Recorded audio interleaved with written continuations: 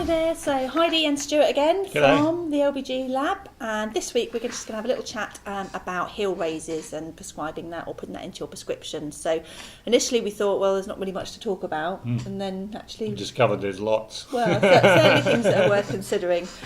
Well, the first thing I would think on the heel raise is how big. Within about 1.5 centimetres, 15 mil.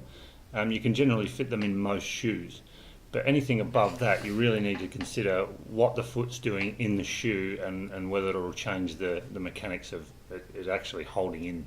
And also the smaller the foot size is getting, the more prominent that's going to be. That's correct. So 1.5 centimetres on a small foot is a lot more than 1.5 centimetres on a big foot. Yeah, and I think this is when having a good cobbler to hand can work well as well, because then obviously you can put the heel raise underneath the forefoot of the shoe.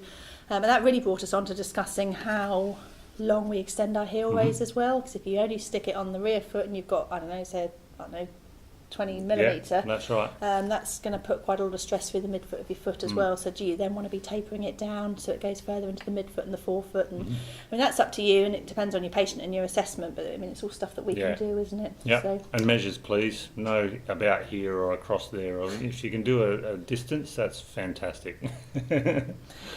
We also offer different densities. Now, most clinicians, again, will go with a hard density. We do have some clinicians prescribing medium density and soft density, but there may be various different clinical reasoning for that. The most common thing we see is the high density EVA. Because you don't really want it to give, but most of the time, I guess. Yeah.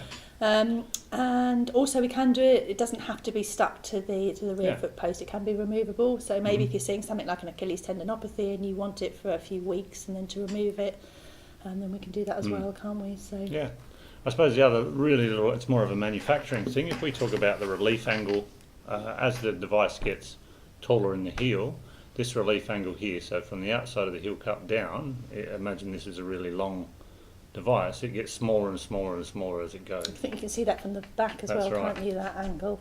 So you can see here, this is a small area there, and even this shape here has been affected by this one from having a fairly high heel cup, but also the heel raise it needs to contain in there. So more often than not, we'll try to keep the angle, a clearance angle straight, but sometimes what we'll need to do is let it come down and square. You see that more in the direct mill devices that we do, because we can control it a little bit more.